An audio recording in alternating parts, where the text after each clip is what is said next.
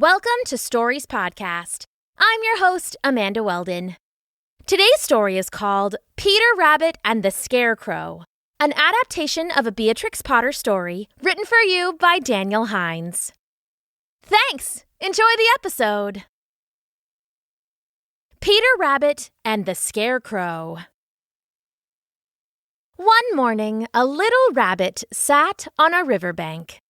He was young and fluffy, with tall ears and a bushy tail that he used as a chair while he rested. His name was Benjamin Bunny, but everyone just called him Benny. As he sat picking at some strands of grass and giving them little nibbles, his ears suddenly pricked up. "What's that, cubbig?" he asked himself. With a swish and a kick, he ducked low in the grass in case it was a dog or a fox, or any of the other animals that would love to eat a rabbit for lunch. He listened closely for a moment and soon made out the clop-clop of horse hooves and the jingle-rattle of a wagon being pulled behind. Benny watched from the tall grass as the wagon rolled into view. Mean old Mr. McGregor was sitting in the front seat, scowling as always. Next to him was his wife, Mrs. McGregor, wearing a scowl as well, but topped with a fancy sun hat. Not wanting to fight with the old farmers, Benny turned and loped away. Loping is when you run with a long, bounding stride, and bunnies are extra good at it. A hop, skip, and a lope later, Benny found himself at his auntie's house. She lived in a neat little hole behind a tree. In fact, it was probably the neatest, softest, sandiest hole in the entire forest. His aunt, Mrs. Rabbit, was strict, but Benny loved his cousins. They were named Flopsy, Mopsy, Penny, and Peter, and you may have heard of them in some other stories. Benny came up to the hole and saw that his auntie was knitting mittens in the window. She was using her own tufted white fur that had fallen out when spring came. She was also burning a little pot of rabbit incense, which we call lavender. Benny could see she was settled down, and if he barged in, she would definitely find a chore for him to do, so he went looking around back instead, hoping to find one of his cousins. He hopped back and forth around the woods until he suddenly nearly tumbled on top of his cousin Peter. "Whoa," said Peter. "What are you doing?" "Looking for you," said Benny, both of them smiling. "Wait, what happened to your clothes?" Peter blushed and looked down at himself. He was wearing nothing but a red bandana tied like a kilt around his waist. Usually he had pants and a jacket, too, so something was definitely wrong. "It's a stylish bandana," ventured Peter. "But seriously, Peter," said little Benjamin in a whisper, "who has got your clothes?" Peter replied, "It's the Scarecrow in Mr. McGregor's garden." And he described how he had been chased about the garden by Mr. McGregor for trying to steal some food, and how he had dropped his pants and coat to slip away under a fence. The farmer had taken them and used them to decorate his scarecrow. "Well, we should go and get them back," said Benny. "If your mom sees you in a bandana, you're going to be grounded for sure." "I can't," said Peter. "The McGregors are still there. They'll try and get me again." "Oh, but I just saw them driving down the road in their wagon," said Benny. "Mrs. McGregor had on a fancy hat. I bet they'll be gone for hours." "Oh, that could work," said Peter. "But maybe we should wait until dark." "Peter?" came Mrs. Rabbit's voice from inside their cozy burrow. "Are you there? I need you to fetch some chamomile and lavender. Peter? Are you there?" "On second thought," said Peter with a smile, "maybe we should go to the farm right now." And they hopped away before Mrs. Rabbit could find them and give them some chores to do. They went away hand in hand and jumped onto the flat top of the farmer's wall at the bottom of the wood. From here, they looked down into Mr. McGregor's garden. Peter's coat and pants were plain to be seen upon the Scarecrow, topped with an old bucket hat of Mr. McGregor's. The garden was surrounded by a chain fence that was buried into the dirt at the bottom. "How did you get in last time?" Benny asked. "Some jumping, some squeezing, a little scraping. It wasn't great." "I have a better idea," said Benny. "I can't wreck my clothes squeezing through the gate, and you don't have any clothes to spare." "So, how do we get in?" "Follow me," said Benny. He hopped off the wall and came to a pear tree that was growing by the edge of the garden. With 3 big hops, he was up on a branch that hung out over the garden. From there, it was just a careful jump to the ground. "See?" Benny said. "It's easy. You come now." Peter wiggled his butt and tried to jump to the branch in one mighty leap. He went up and just barely missed it, falling into the garden hard on his back with an oof. "You couldn't do it the easy way?" Benny asked. "I'm all right," croaked Peter, shaking the dirt from his fur. "Let's go get my pants." They made their way to the Scarecrow, and Benny boosted Peter up. "Hey, don't step on my ears, man."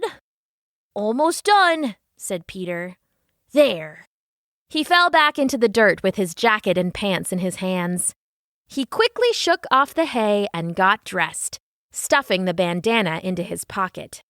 The jacket was a little tattered from being stretched, and the pants were shrunk a bit from the rain, but all in all, they were still okay. "We did it," said Benny. "Now let's get going before the farmers get back." "Not so fast, Benny buddy," Peter said. "The farmer's gone and we're in the garden, and I've got this bandana here, and maybe we fill it full of carrots and onions for our moms?" "Oh, they'd love that. Just think of the big Sunday dinner." Together, they picked carrots and onions and even a single giant cabbage and rolled them all up into a tight bundle. Peter knew how to tie knots, so they knotted it closed and were left with a tidy little pack of food. "I've just realized the flaw in the plan," said Peter, nose twitching. "We can't climb back up the pear tree from this side, especially not trying to carry all this food." "No worries," said Benny. "Just follow me." He led the way boldly toward the other end of the garden. They went along a little walk on planks under a sunny red brick wall. They passed worms sunning themselves in little puddles and some mice sitting on their doorsteps cracking cherry stones. They got amongst flower pots and frames and tubs. Peter and Benny started hearing strange noises, so they picked up the pace. "Almost out," said Peter, but then they rounded the corner, and this is what they saw. The farmer's cat standing straight in front of them. Her ears were back, and her slick black fur shone in the sun. 2 white fangs hung out over her lips, and she purred with hunger. "Oh, bunnies in my garden," she said. "Naughty, naughty." Her tail switched back and forth, and she prowled forward. "What do we do?" asked Peter. "Well, I don't know," said Benny. But then his eyes fell on an old basket. It could have been for farm blankets or maybe laundry, but Benny didn't care. He took the bag of carrots and onions and cabbage and chucked it at the cat, then grabbed Peter by the paw. "Run!" The cat got tangled in the bag for a second, giving the bunnies enough time to run to the basket and hide underneath. They both sat down on the inside edges with all their weight. Sure enough, a second later, the cat slammed into the basket and bounced off, unable to move the weight of both chubby bunnies. "Fine," she said, calling into their little hiding place. "You want to hide? I can wait all day." With that, the cat jumped on top of the basket and laid down. With her weight on top, Peter and Benny couldn't have escaped if they'd wanted to. They were trapped. "She can't possibly wait all day," said Peter. "She'll get bored in a few minutes," agreed Benny. But they underestimated how much a cat enjoys laying in the sun. An hour passed, then 2, then 3. By this point, it was well into the evening and the boys were definitely in trouble for missing supper.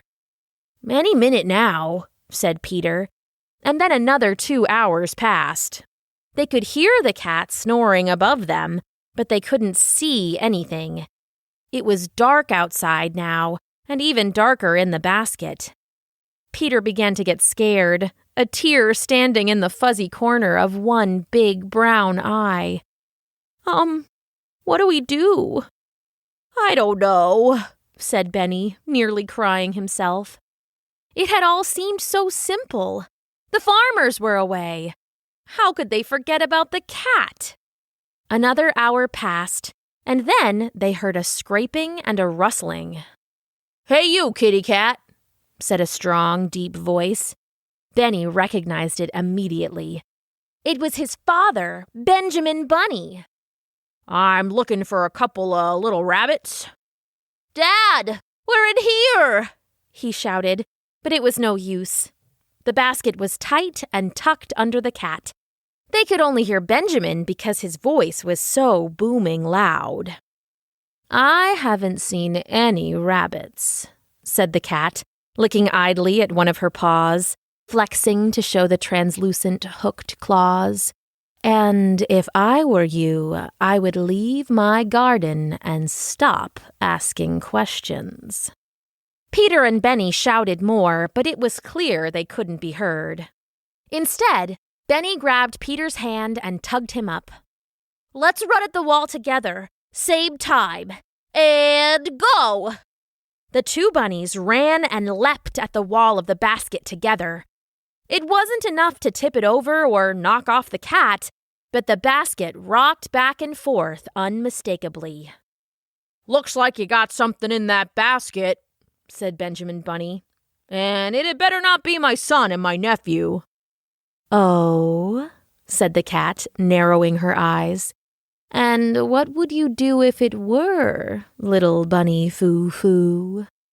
What the cat didn't know was that all bunnies aren't created equal.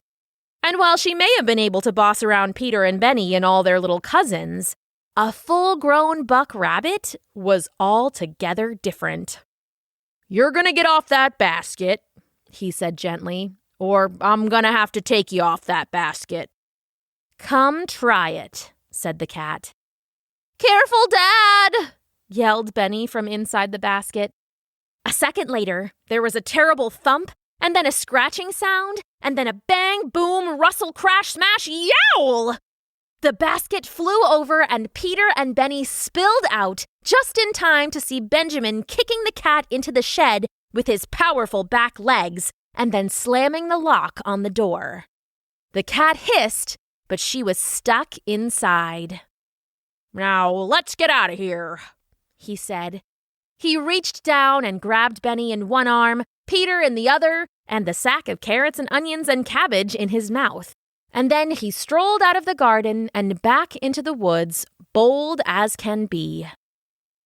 When the McGregors got home an hour later, they were mystified as to how the cat managed to lock herself in the shed, but shrugged it off in the end. When Peter and Benny got home, they were sent right to their rooms. It was good they had gotten food from the garden, but they knew better than to risk going in by themselves. If Benjamin hadn't come looking for them when they were late, they knew they could have ended up as a cat's dinner. A little later, though, they were allowed out to a big family feast. Mrs. Rabbit was happy that Peter had found his coat and pants, and even happier to have fresh cabbage. Peter and Benny promised that they'd never bother the McGregors again, and they really did try their best, at least until the next adventure. But that's a story for another day. The end.